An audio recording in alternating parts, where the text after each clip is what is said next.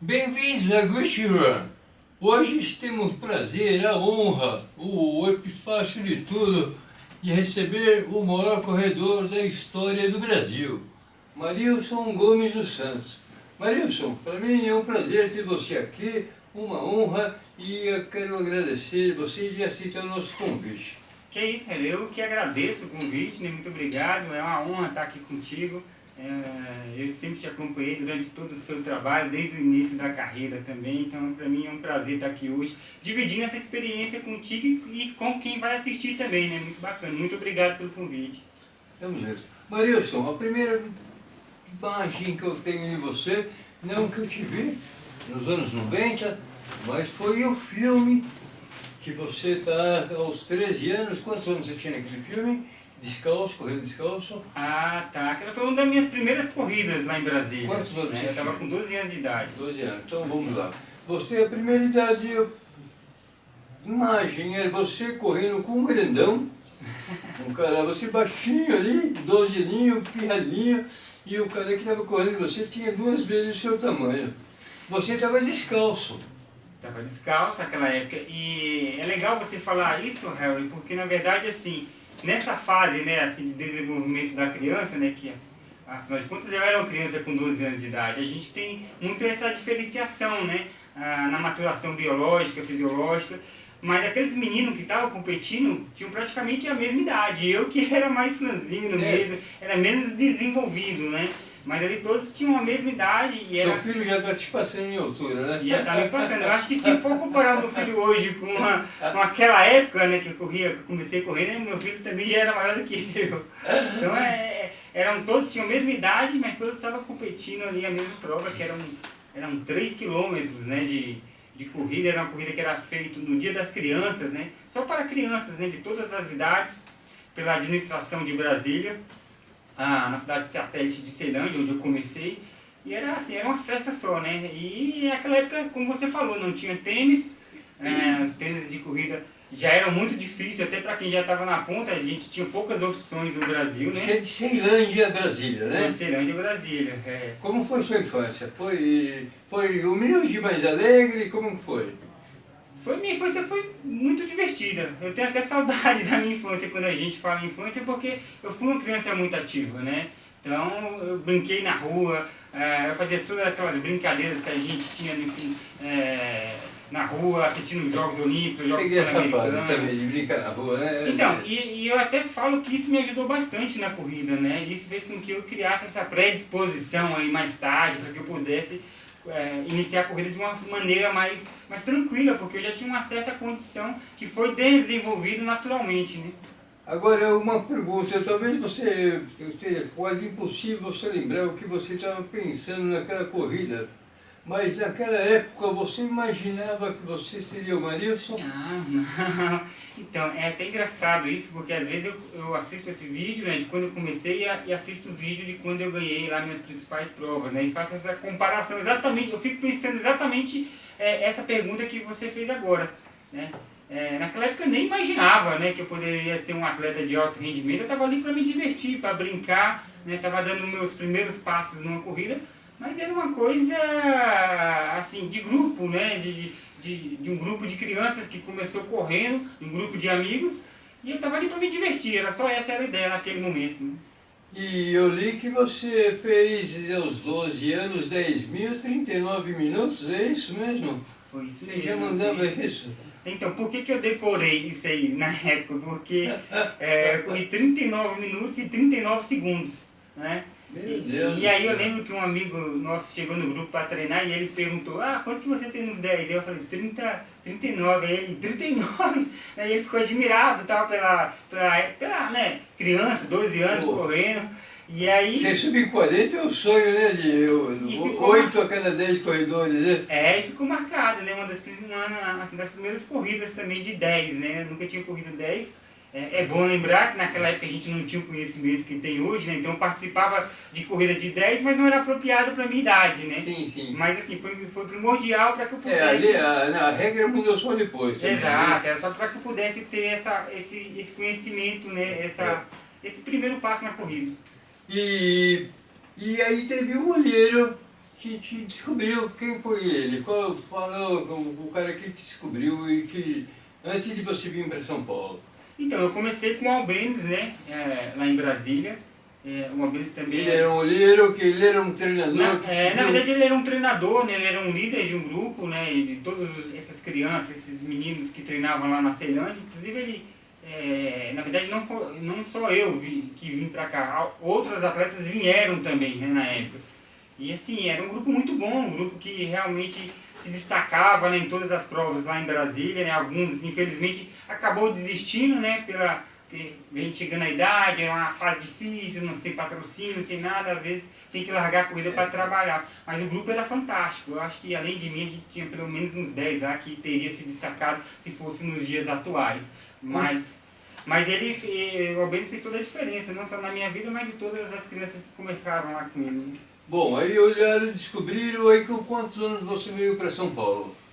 Aí eu vim com... Você já veio para ir para o SESI? Isso, pro SESI de Santo André, que na época era a principal equipe de atletismo do país, né? Já tinha tantas vezes... Tinha Eletropaulo também, né? Tinha... Quando eu cheguei a Eletropaulo, eu tava acho que estava acabando. Acabando. Eu cheguei em 93. Tá. Mas eu acho que ainda estava no finalzinho da Eletropaulo, se eu não me engano. Tá. Eu comecei com 94, então somos E essa época eu estava aqui em São Paulo, né? Tinha saído de casa com 15 anos, vim morar em República. E desde o começo o Adalto Domingues, que é um atleta olímpico de 3.000 metros com obstáculos, se destacava nos anos 80 de forma... Eu comecei eu lia muito quando eu era adolescente, e era parte do esporte. Era Adalto, o Agberto, era um trio, né? O Zequinha era essa turminha, né? E o Adalto veio ser o técnico. Exato, e o Adalto também ele se Quando destacou. ele entrou na sua vida? O Adalto também ele se destacou muito em São Silvestre, também foi pódio, acho que 6 vezes em São Silvestre, né? Quando a corrida também acontecia à noite. Mas o Adalto, ele começou a me treinar, eu até falo assim, Adalto, você não queria me treinar na época, né? Porque quando eu fui pro SESI... Ele ia perder dinheiro. Quando eu cheguei no SESI, eu fui treinar com o De José, né? E aí o saudoso De José. E aí ele, 3 meses depois, teve um desentendimento com o pessoal do SESI e ele teve que sair. E aí aquela meninada que treinava com ele lá na época, tiveram que arrumar um outro técnico, né? E eu estava nesse pacote. E aí o Adalto ainda era atleta, ele competia, né? E ali ele estava iniciando a carreira dele como técnico, como treinador, né? E aí ele não queria, ele queria só ficar com o pessoal de meio fundo, né? Porque eu vou ficar só com ele. De tanto insistir, ele acabou ficando. Não, então vem que eu vou ficar contigo, né? Mas foi assim, eu tive que insistir um pouquinho para ele começar a me treinar. Mas foi bacana, porque o Adalto a gente viveu toda a carreira, né? Depois disso aí. 14 anos, mais ou menos, foi quando você veio aqui? 15 anos. 15 anos. E aí, como que era, você dormia no alojamento? Como era essa parte do seu dia a dia? Você tinha que estudar? Era difícil. Como era o seu dia a dia? Como que o clube exigia para você? Onde você dormia? Onde você se alimentava? Como que era essa vida? É difícil, essa época foi muito difícil. Na verdade eu não desisti e até hoje eu não sei nem porquê. Acho que essa foi a maior prova de toda a minha carreira. Eu vim para cá, para Santo André, competi no SESI porque eu tinha 15 anos. Então eu fui para uma república. Você veio sozinho? Sozinho, sem familiar nenhum. E aí eu tive que aprender a lavar, a cozinhar. Naquela época também a gente tinha que ficar pedindo carona para ir almoçar e jantar. Então a gente ficava na Avenida do Estado lá, pedindo carona. Isso foram anos. Perigosíssimo, né? Não, perigo uma criança com 15 anos, imagina. Né? Isso assim, eu negligenciava essa informação lá de casa da minha família, porque senão eles falavam, não, volta para cá, né? Mas você dormia onde? Você tinha um alojamento no clube? Eu tinha um alojamento, mas quando eu cheguei, o que acontece? Uma casa que cabia 12 tinha 16. Então tinha uns 4 que ficavam sem cama para começar. Tem as casas de atletas, que chamam, né? Então, mas aí não tinha cama para todo mundo. E aí eu ficava revezando um sofá para dormir com outro colega meu que veio de Brasília e tal. E assim, a gente passou quase um ano desse jeito, até desocupar uma cama lá de um atleta que não ia ficar mais. Mas foi muito difícil. Essa época, eu não sei como eu não desisti, né? Eu só não desisti porque o grupo era muito bom. Tinha outros meninos que já tinham vindo de Brasília. E assim, um ajudava o outro, né? A gente tinha esse companheirismo entre a gente mesmo, porque senão eu tinha voltado para casa. valeu a pena a resiliência, né? Valeu a pena porque valeu. Não, exatamente, valeu muito a pena, sabe por quê? Eu acho que tudo isso fez parte do meu crescimento. Muito bonita a história. Não só como atleta, mas como pessoa também, né? Então, assim, quando as coisas começaram a melhorar, né, comecei a me destacar e vieram os patrocinadores e tudo mais, eu acho que toda e qualquer dificuldade que eu enfrentava pela frente não era nada do que eu já tinha passado, entendeu? Pra mim era assim, não era nada, porque eu tinha dificuldade de ficar só, né, de viver só com 15 anos, de pedir carona pra comer, perdi às vezes... O problema é o contrário, a gente está no alto e caindo. E outra coisa, a gente perdia. Você falou, você tinha tudo aquilo, agora não tem mais nada. Exato. E tinha momentos que a gente perdia, né, assim, não tinha como, porque tinha um horário e a gente não conseguia pegar carona. Então muitas vezes eu dormi depois do treino, sem jantar mesmo. Não tinha celular, não tinha nada, né? Não tinha nada, não tinha celular, não tinha... Ia pegar ficha no Dedéu e... Era o DDD e tal, mas custava caro, a gente não tinha dinheiro também para comprar as fichas, né? E outra, lá em casa não tinha telefone. O telefone naquela época era uma coisa que poucas pessoas tinham, era caro, né? Mas é um pensamento. Então a comunicação era feita por carta mesmo, né? Era por carta, ou telegrama, essas coisas eram muito difíceis, naquela época era muito difícil. E aí o Marilson desabrochou, ele começou a participar das seleções júnior, sub-23, sub-18, sub-23. Nessa fase do sub, porque você, pro leitor, pro internauta entender, tem uma forma clássica entre o começo do atleta. Ele segue uma linha, ele vai começando a correr na pista, ele participa lá no começo da temporada do cross country, depois ele passa para a pista, vai subindo vai para 400, 800, 1500, então existe todo um processo. Então até o sub-23 é uma formação básica. Você fez essa linha clássica, né? Então, se a gente for pensar bem, Harold, esse é o modelo clássico, como você mesmo está falando, que... Mas está caindo, né? Está caindo. Mas que a maioria dos grandes atletas fizeram, né? Não só... eu, mas outros atletas aqui no Brasil, Vanderlei, todo mundo fez. Os próprios kenianos, Kipchoge, o Haile, o Poltergar. Então é um processo, na verdade é um processo onde você começa correndo provas menores, né? Você vai desenvolvendo de acordo com a época que você se encontra, né? Suas capacidades físicas, velocidade, força, para que você chegue lá na frente e possa usar de uma maneira mais adequada, possa ter desenvolvida de uma maneira plena, né? Que você possa chegar lá no ápice da sua carreira em total condições de estar competindo com os grandes corredores, né? Então essa é a ideia, né? É uma construção de carreira, né? A gente, como você disse, hoje muitas vezes isso não acontece, né? Mas por outro lado a gente está vendo uma diminuição da vida útil do atleta, né? A longevidade do atleta tem diminuído bastante, né? Você vê, por exemplo, o feminino no alto rendimento mundial, você não consegue decorar o nome das pessoas, né? Muda toda hora. Bate o recorde, compra outra, essa aqui não some mais. Antes você tinha ali a Paula, você tinha um padrão. Hoje a mudança é tão grande. Exatamente. Né? Então, esses atletas, do mesmo jeito que eles aparecem, vencendo, eles somem também, né? Porque ficam 2, 3, 4 anos e depois já... Eu já vi corredor aqui no Brasil chegar e bombar. Só que o técnico viu que ela ganhava todos os domingos, colocou ela para correr todos os domingos. O cara queria a grana dela e ela se acabou. Eu não vou citar o nome para ficar indelicado. Teve muitos mas eu assisti. Então, eu acho que a questão... Era o Furacão, vamos ver se você sabe quem é. Mas eu acho que isso aí, o Harry, também não é só treinamento, eu acho que é gestão de carreira também, né? Eu acho que o técnico ele tem que fazer parte disso, né? O técnico... Por isso que eu admiro muito o Adalto, porque...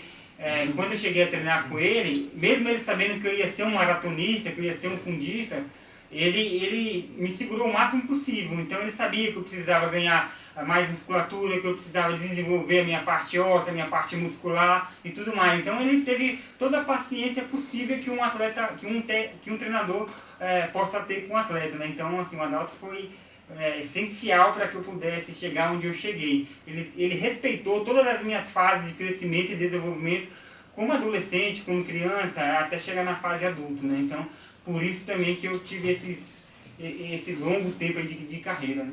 Para situar o internauta, o treinador ele ganha um percentual de 10, 20% de cada prêmio do corredor. Então, se o treinador for mal intencionado, ele vai te botar para correr lá porque ele vai querer. Então, Ele vai querer. talvez essa seja a diferença do Adalto, né? Porque na verdade exato. ele nunca foi tão ligado a isso, né? Na verdade eu que oferecia para ele, né? Ele nunca se ligou, não, você tem que me pagar, não. Então foi uma coisa muito natural. Eu mesmo decidi, Adalto, não, tá aqui sua parte. Acho que a maioria dos atletas que treinavam com ele era assim, né? Porque ele era muito simples, ele nunca chegou a cobrar nada de ninguém. Então, por própria consciência dos atletas, a gente sabia que era justo, né? Ter essa, e realmente é muito justo, né? Salário, Porque, exatamente. Então, assim, talvez essa tenha sido a diferença dele para alguns outros, né? Porque também se machuca também não vai ganhar nada, né? Então, ou seja, né? Mas então, tem gente que usava até o fim, bom, enfim, graças a Deus você caiu na mão dos melhores treinadores do Brasil, né? Um atleta excepcional, uma pessoa muito legal, eu me lembro muito bem com ele. Exato. Talvez porque ele tenha sido atleta também durante muitos anos, né? Sabe, semana passada nós tomamos café todos juntos, né? Estávamos todos juntos. Então, foi esse caminho clássico. Aí você começou, aí veio a época que você já estava com 28 anos, já tinha feito tudo na pista, e aí você começou e veio o pessoal, a grande imprensa, descobriu quem era Marilson Gomes dos Santos. O dos Santos, como diz em Nova York, seus números. Ou né? Gomes, né, também lá. Ou então Gomes, né? Gomes, Gomes né? ou dos Santos. E aí, como é que foi? Aí, vamos ver, uma linha até para eu decorar, e eu não colo nada, mas vamos lá, 2003 você ganhou a primeira sua São Silvestre. Vamos lá, só para formular. Você é tricampeão da São Silvestre, o único brasileiro tricampeão da Silvestre. Você é bicampeão da Maratona de Nova York, o primeiro sul-americano a ganhar Nova York.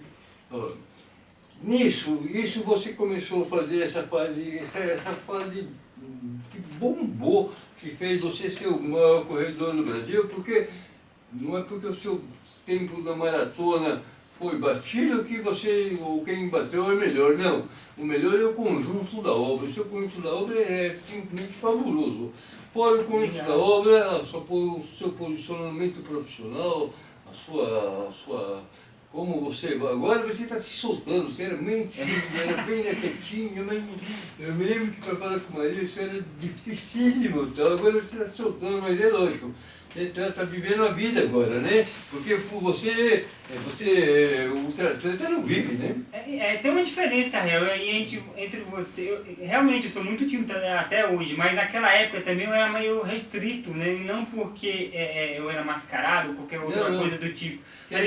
Mas eu necessitava mesmo de me mas eu achei timidez, eu mudei também. E até hoje eu sou tímido, mas é como você disse, a gente vai melhorando, né? A gente vai evoluindo, né?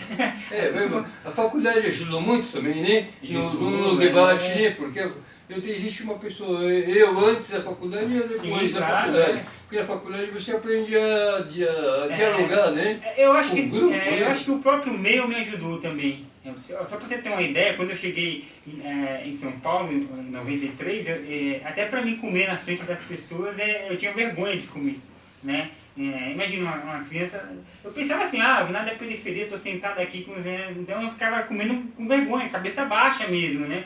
E isso demorou anos para mim, então o próprio meio que eu fui frequentando... Sim, mudou, né? Você corria de calção abertinho, né?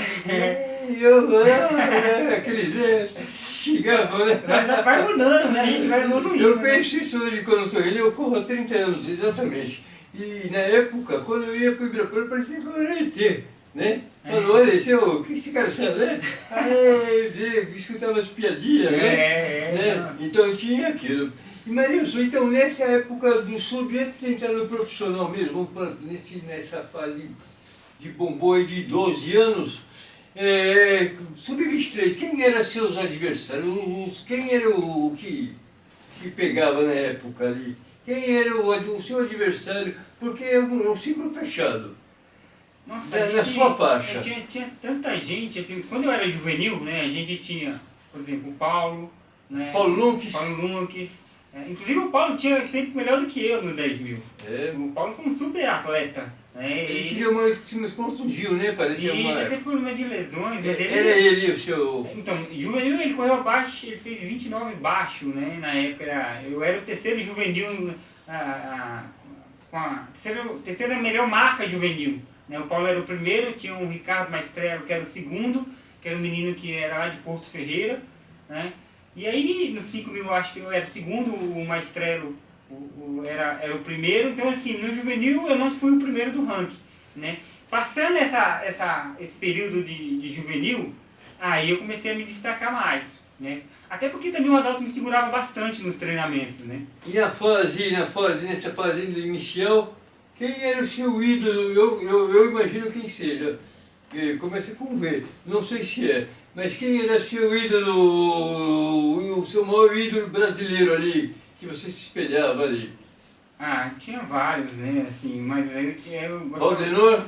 Valdenor dos Santos, ele? Valdenor sim, porque o Valdenor, ele saiu da mesma região nossa também, né? E ele foi um atleta excepcional, né? Depois vamos falar do bonde. O Valdenor, porque o Valdenor é brasileiro, tem mais ou menos o seu estilo, né, de corrida. Isso, ele sempre corria na frente também, demais, né? Fazia treinos excepcionais. Eu acho que assim, até pelo que ele fez, né, eu conheci o Valdenor, treinei com o Valdenor há algum tempo também no SESI, né, e assim, pelos tempos que ele fez, eu acho que ele deveria ter ido até mais longe, porque ele era um atleta sensacional. Eu acho que, se eu não me engano, você pegou o 15 dele, o recorde de 15 dele, você pegou, bateu? Isso, Mas demorou 20 anos. Era. O recorde dele durou 20 anos, ele tinha vários recordes. Não, ele foi segundo, o Valdenor foi segundo colocado na São Silvestre com 18 anos.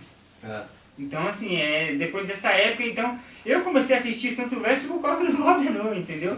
Porque ele era de Brasília, então... Agora, vamos falar o pelotão. Porque o que forjou você também foi o pelotão. Eu vou citar mais ou menos alguns nomes aqui, ó. Vamos dizer, que ia ter uma corrida, hoje, por exemplo, vai ter uma corrida que entra. Bom, não sei, não conheço quase ninguém mais. Então, vamos ver. Ronaldinho, Marilson, Vanderlei Cordeiro, Osmiro, Elisvaldo, Delmir, Serginho de São Paulo, Sérgio Couto, Osmiro. Então assim tinha... Os gêmeos estavam começando. Helenilson, né? Isso. Tinha muita gente boa, né? Era muito forte, né? E todos tinham abaixo de 29, né? Todos isso, era muito forte. Uns 10 quilômetros. Né? Então você... Não existia essa coisa que o Barilson está no field e o Barilson vai ganhar, não tinha isso. Não tinha, era difícil, né? Isso te forjou como atleta, para você depois, que a hora que baixou... Então, a primeira corrida que eu me destaquei nesse grupo foi o 10 km da tribuna lá em Santos.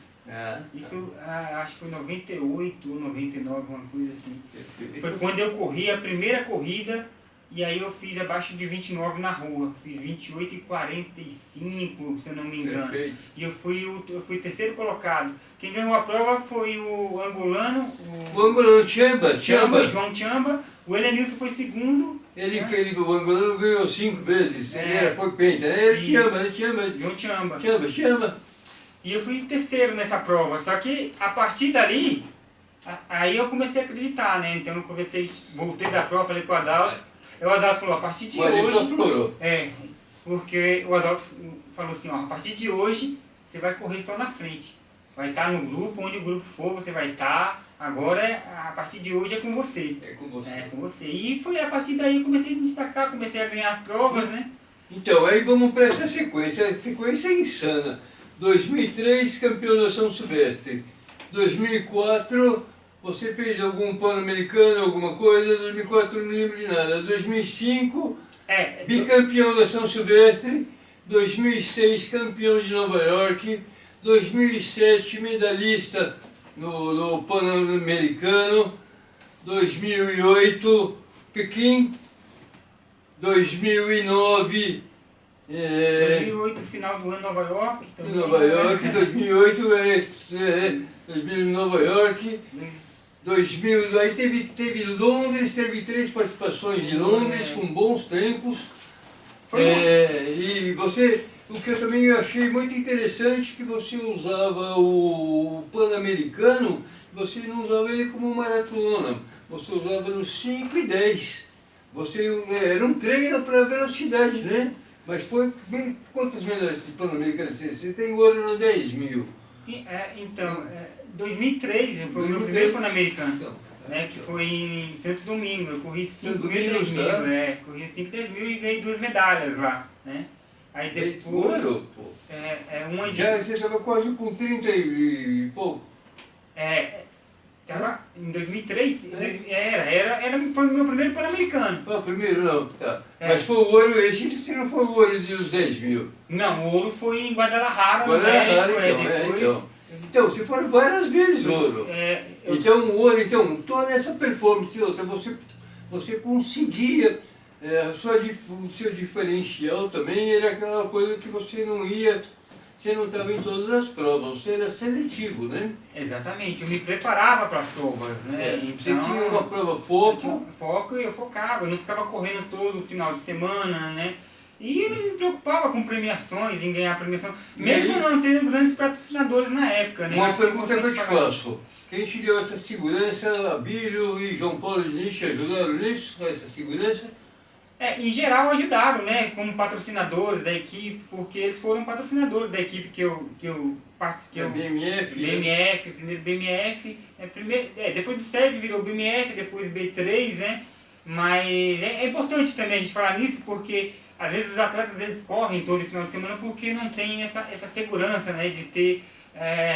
Você sabia que teria o salário. Eu sabia que ia ter, né? Para pagar o aluguel, para pagar... Isso, então as provas que tinham premiações, Era um bônus. Era um bônus, eu me preparava para as principais. Isso eu queria me destacar, porque eu também sabia, eu não ligava muito para a premiação, para dinheiro, porque eu sabia que se eu tivesse lá em cima, isso é consequência, vai vir depois, né? Então é até um exemplo para os atletas seguir também, né?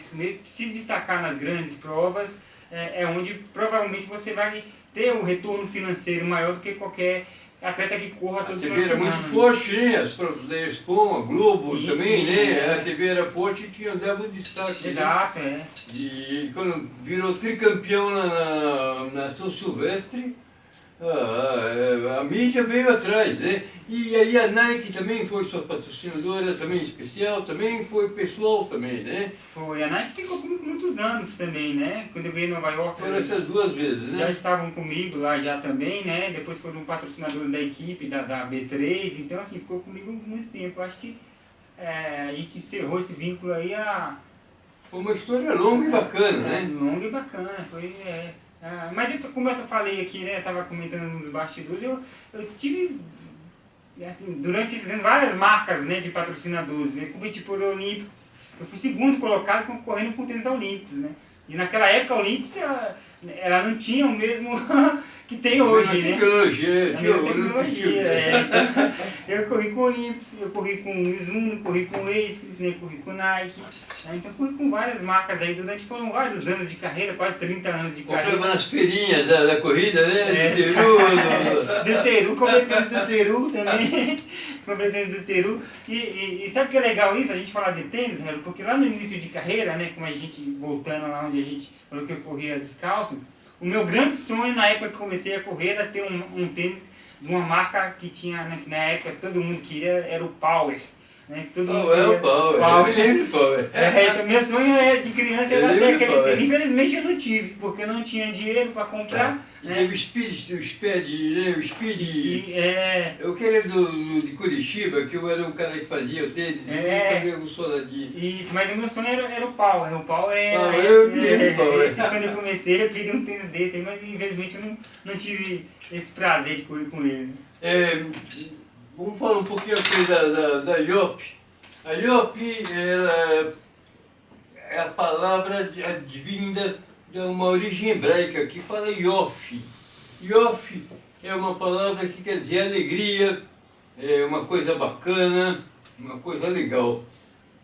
Qual foi a coisa mais bacana, mais legal que te aconteceu? Acho que tudo que eu vivi no atletismo foi bacana. Eu não tive, por mais que eu tenha tido algumas decepções na carreira, que nem tudo é alegria, né?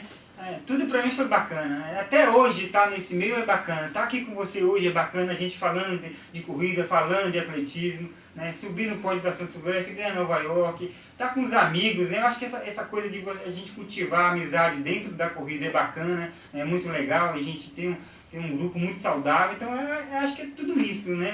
É um conjunto de fatores, tudo isso é muito bacana. Tá. Esse é o nosso momento York e depois você escolhe um modelo para você e para você levar para você. Legal, vou ver se eu vou ficar bacana aí. Tem vários, ó, tem o vermelhinho, tem o rosinha, também. Aí. Fique bacana, um momento Legal, bacana. escolhe aí embaixo. Marilson, então, como nós vimos hoje, o que aconteceu com o atletismo? O que aconteceu? Onde nós erramos? Ou quem errou? Existe alguém que errou?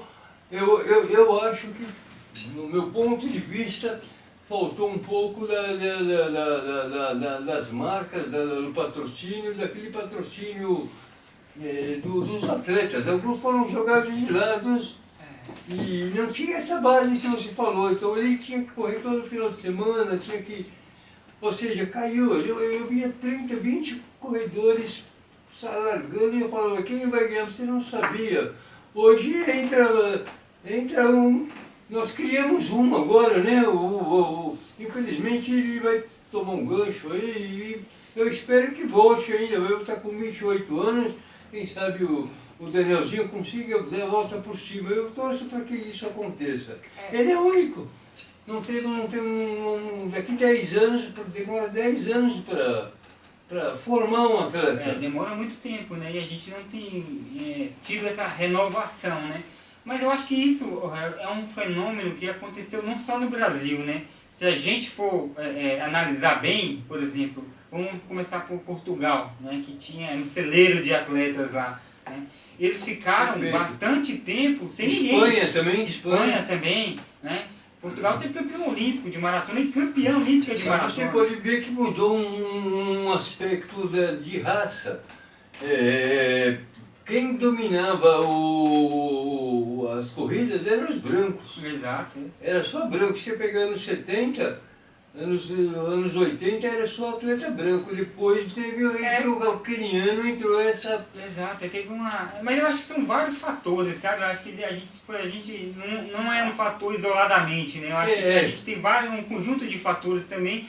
O sistema que nos leva a onde a gente chegou hoje. Por exemplo, um dos fatores é a tal da tecnologia, né? Que é legal, que nos ajuda bastante, mas hoje em dia, para você convencer um atleta, no meu caso, com 12 anos, de quando eu comecei lá a treinar, a sofrer... com o Cacho 26 laps. Pois é difícil, né? Assim, e ele não sai de casa. Ele prefere ficar jogando no celular, no computador, né? Ele não vai sair para correr, para sofrer na rua. Então, primeiro a gente começa por aí, né? Então, hoje a grande dificuldade de você detectar esses novos talentos é enorme, né? Porque a gente não tem as mesmas condições que a gente tinha anteriormente. Condições que eram precárias, mas como eu disse no começo aqui do nosso bate-papo, que me ajudou e ajudou vários outros atletas para que chegassem numa condição melhor para fazer a corrida, né? E hoje a gente perdeu um pouco disso, né? Então é difícil da gente tentar detectar e ao mesmo tempo a gente convencer, né, uma criança, um adolescente de continuar correndo e mesmo quando ele começa a se destacar, a gente tem as dificuldades dos clubes, né? De patrocinador e tudo mais, e aí eles chegam numa fase que muitas vezes eles deixam ele de correr porque tem que trabalhar também, né? Então tem essa coisa também. Essa parte, então, é a parte da segurança, né? Exatamente. Vamos falar então, a parte da segurança, e você como atleta, você correu atrás e continuou estudando. Eu quero saber da sua faculdade de educação física, como foi a educação física? Você é um professor, você Mas eu já te falei 1000 vezes isso, né? Se você tivesse uma assessoria, você ia... Mas eu vou abrir ainda. Você ia bombar, né? Você ia ter 1000 alunos ali, você tenho certeza Você disso. sabe que quase que diariamente eu recebo você já treina, tá, não sei o quê. Tem que aproveitar. Tô pensando nisso, Já tô começando a pensar já. Tem que pegar uns 10 aí, bem graúdo aí e tirar uma Mas grana. a faculdade me ajudou bastante. Então, eu quero saber da faculdade, como foi a decisão? Quantos anos você tinha quando entrou? Então, na verdade, eu só vim para São Paulo, e isso foi o que me segurou mais, porque eu queria cursar a educação física, eu queria ter uma profissão, né? E a minha ideia, quando eu cheguei em São Paulo aqui com 15 anos, vou estudar. Eu cheguei Já ali você pensava? Já pensava, eu estava no terceiro, naquela época colegial, né? Estava no terceiro ano colegial, eu falei, vou terminar, vou pegar a bolsa, né? Porque a gente tinha direito à bolsa lá da Prefeitura de São Caetano do Sul, que era um dos patrocinadores. Eu vou ingressar nessa bolsa aí, vou estudar, eu me formei, 4 anos eu volto para casa, né? Eu vou voltar para casa. E aí eu comecei a estudar, né? E como eu disse, a faculdade me ajudou bastante, porque aí você começa a entender, né? A mente se abre realmente, né? Um leque que por que você tem que fazer isso, por que você tem que fazer aquilo, né? Você começa a entender sociologia, sobre treinamento, sobre fisiologia, sobre periodização e tudo mais, e aí você começa a pensar da maneira que seu técnico pensa também, né? Então isso me ajudou bastante. E isso fez com que eu evoluísse muito na carreira, né? Mas a minha ideia principal era essa. Ou seja, você tem abandonando mesmo se você perdesse, você se lesionasse, você acontecesse uma tragédia na sua carreira. Eu pensava nisso também, claro. Você teria a sua profissão. Então, a princípio... Poucos fizeram isso. A princípio eu queria ter essa formação porque eu gosto da atividade física em geral, eu gosto do esporte. Né? Então a minha intenção era trabalhar na área, era vivenciar isso, né? Numa fase posterior. Só que as coisas foram acontecendo, foram dando certo e a minha cabeça foi mudando ao mesmo tempo, né? Falei, opa, peraí, aquilo que eu queria eu acho que vai ficar para depois, vai ficar em segundo plano, agora eu vou ter que dar sequência, né? Porque eu vinha me destacando, eu vinha viajando desde os 15 anos com delegação brasileira, né? Como a gente viu aí, foram vários anos, né? E quebrando recorde, melhorando marca ano após ano, melhorando marca. Então as coisas mudaram, né? E aí aquela época foi maravilhosa, né? Maravilhosa. E aí foi aquele time, foi basicamente nessa época, né, de Santos, porque eu me formei em 99. Né? Eu terminei Você trouxe a família para São Paulo, mãe, alguma coisa? Não, eles vivem lá em Brasília, eu moro em Brasília e assim, sempre vou para Brasília, né? Eu sempre vou visitá-los aí ainda. Então, essa parte da aposentadoria, você pensou na aposentadoria e uma coisa que eu acho muito, muito bacana é que o mercado te abraçou depois que você se aposentou. Você está ali, sempre ali, porque você não procura atrás mesmo de uma marca, quero me patrocinar, você não quer talvez. Mas eu vejo que é evento, é prova, e tudo isso você tem seu cachê, você tem a sua... É uma forma, o mercado está te retribuindo, ele te trata como ídolo. Você sabe que, por algum momento eu pensei que seria diferente. Né? Porque a gente sempre fala assim, os atletas brasileiros são de certa forma esquecidos, né? A gente não tem a mesma cultura. Mas a gente está começando a mudar isso no Brasil também. Eu, como você disse várias vezes, sou sondado para fazer eventos, né, para participar disso ou daquilo, outro, né, e esse público de corrida tem crescido cada vez mais. E mesmo na minha época que eu competia, que a gente não tinha uma divulgação muito grande, principalmente pelas redes sociais, né, não existia, mas as pessoas hoje têm acesso a isso. Sim. Né? E como foi um período muito grande, né, que eu fiquei me destacando muito tempo, e isso tudo está nas redes. E não fui eu que coloquei, foram outras pessoas. O mais engraçado é isso, né? Então, e as pessoas me reconhecem, né? Sabem quem eu sou, querem tirar foto, me chamam para eventos, e eu tenho, assim, tenho me destacado por isso. E agradecido muito, né? Por isso, porque a gente sempre falou desse esquecimento, né? Você vai agora a convite da New Balance para Nova York? Exatamente. O que você vai fazer em Nova York? Então, a maratona da New Balance lá em Porto Alegre, ela acontece em abril. Certo. né? E eu fui convidado, né, para fazer parte lá da prova, então eu vou estar lá juntamente com o Adalto, né? A gente vai estar fazendo parte da transmissão da prova. E fora isso, né, a organização está sorteando, né, 2 pacotes completos para a Maratona de Nova York, com passagem, hospedagem, inscrição, tudo pago. É pro ano que vem. Pro ano que vem. Só que vai até novembro, né? É até novembro desse ano. Para quem se Vai inscreve. se inscrever até novembro. Tá. E aí eu estou participando disso hoje, né? Desse evento para que a gente possa aí divulgar o máximo possível. E vai ser legal voltar em Nova York e estar participando lá como amador, né? Tá. E qual foi o maior perrengue que você passou numa corrida? Tem alguma coisa assim? Eu já tive, o meu maior perrengue foi que o bastidor errou o caminho e os últimos viraram os primeiros. Por isso que virou um peso. Você se lembra de alguma coisa muito doida aqui? Eu já tive mais ou menos parecido. Uma vez eu estava correndo uma prova lá em Santo André, era do Roger, né, na Avenida do Estado, e eu era juvenil também, estava no primeiro ano de adulto ali. E naquela época o batedor também, ele errou, né? Era para ter sido mais longe, ele virou antes. E como eu estava no grupo da frente, eu acompanhei o batedor, né? E aí um percurso que era de 10 virou 5.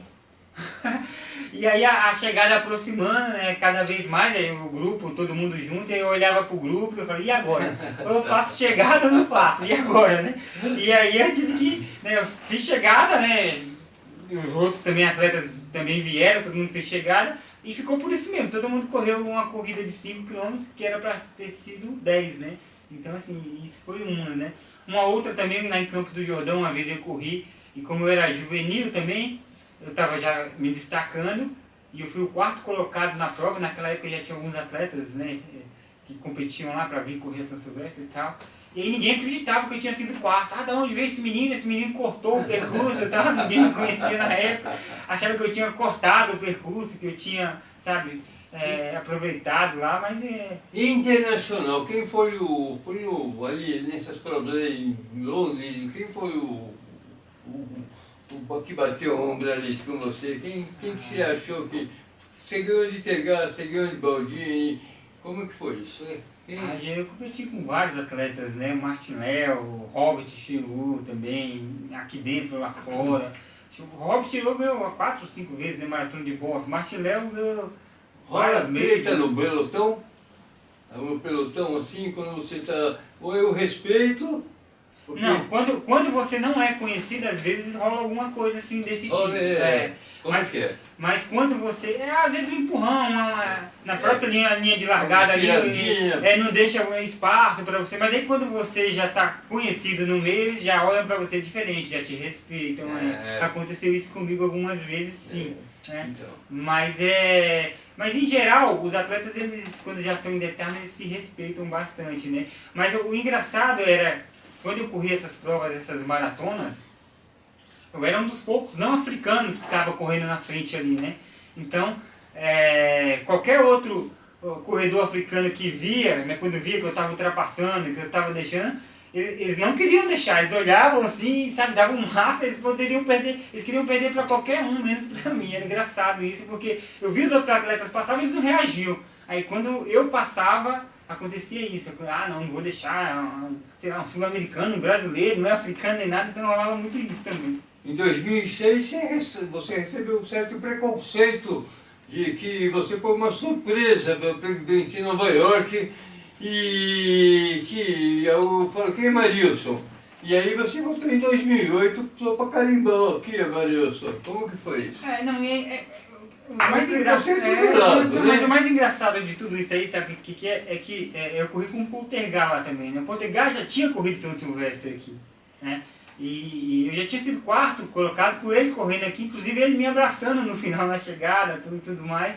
Então alguns atletas lá já me conheciam, né? Talvez não no mundo das maratonas, mas já me conheciam.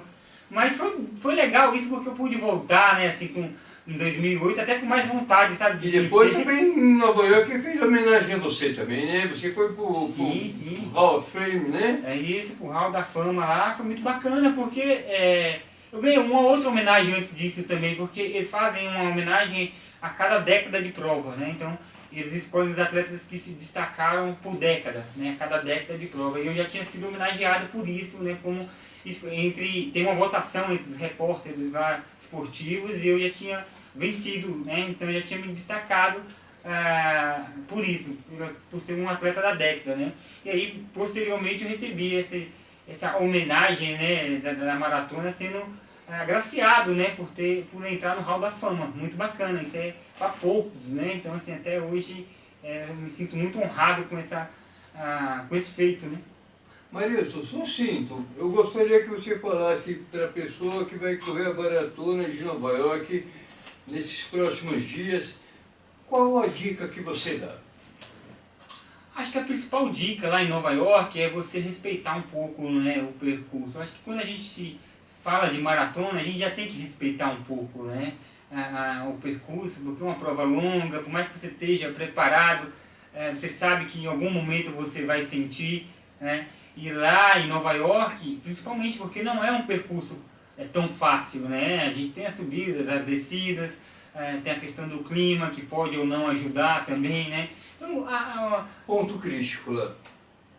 eu acho que... Vinchu, Polski ou a primeira avenida? Eu acho que a primeira avenida é porque é aquela subida que engana, né? Engana, eu chamo que engana que eu gosto, né? Engana que eu gosto, né? Você acha que vai... Você acha que não está subindo? Não está subindo, mas é uma subida super longa, né? Que demora a passar, né? Então, assim, é guardar energia mesmo, é se poupar, tentar dividir, procurar não errar, né? A prova ela já larga em uma subida em cima da ponte, né? Então ali você tem só que correr mesmo, que guardar energia, depois vem uma descida mais íngreme também, você não deve acelerar. Enfim, tem que guardar lá para a segunda metade da prova. Eu acho que é melhor você terminar, né, inteiro do que você estragar a sua prova, né? Como a gente vê vários atletas fazerem. E, Marilson, agora para concluir a nossa conversa, dá um conselho para um garoto aí que está vindo, que é como tem menino descalço que está se vendo aí, e o que ele precisa, o que um corredor precisa para se tornar um corredor de elite, de alto desempenho, evidentemente levando em consideração que ele tem um DNA, que ele tem um dom para isso. O que ele tem que fazer? Eu acho que o principal é ter disciplina, né? Eu acho que hoje os atletas eles estão se perdendo muito com relação a isso, né? Ter disciplina é você treinar, é você se alimentar, né? É você descansar, porque o treinamento para a corrida, a preparação para a corrida não é só o treinamento de corrida, não é só o treinamento físico, né? Existem outras variáveis que fazem parte disso tudo, né? Então, o se alimentar, o dormir, o descansar de um treino para o outro. E muitos atletas eles acabam treinando hoje, eles treinam hoje e ficam a noite toda acordados, sem descansar, né? Mexendo no celular às vezes. Então, é fundamental que você tenha essa recuperação de um treino para outro, né? Senão a própria evolução ela não acontece, né? E aí vem lesão, né? Então, assim, a disciplina é fundamental. Logicamente que existem outros fatores, né, como a gente sabe, uma boa orientação, né, procurar realmente uma pessoa que saiba, né, passar treino, né, que saiba ser um bom treinador. É lógico que a gente tem vários treinadores aqui no Brasil, tem gente muito bacana, mas o que depender do atleta é isso, é a disciplina, né? A disciplina não é só também treinar e treinar forte, né, respeitar todos os critérios aí de treinamento. Perfeito. Marilson, é um prazer. Foi um prazer ter você aqui. Obrigado, como convidado. Adorei a nossa conversa. E agora eu estou torcendo para o Marilcinho. Para quem não sabe, é o Miguel, filho dele. O menino tem 13 anos, ele corre 400 metros em 1 minuto e 2 segundos. O menino já está encaminhado, viu? Ele tem DNA, né? E para acabar também, a importância da Ju na sua vida. A Ju foi fundamental. A Ju é uma atleta olímpica, é uma atleta de 1.500 metros, especialista em 1.500 metros, a esposa do Marilson. Qual a importância dela na sua vida? A Ju foi fundamental para a minha carreira, né? Eu tenho certeza que algumas vezes ela até abriu mão da carreira dela para que pudesse me ajudar, né? Então isso é muito louvável, né? Assim, da parte dela. É lógico que eu quis ajudá-la o máximo possível também, mas ela contribuiu muito para a minha carreira, né? Eu talvez não teria chegado aí onde eu cheguei se eu não tivesse a Juliana do meu lado, assim como o Adalto também, outras pessoas que eu tive aí no decorrer da minha carreira. Né? Perfeito. Muito obrigado. Obrigado, eu que agradeço. Muito bom o bate-papo.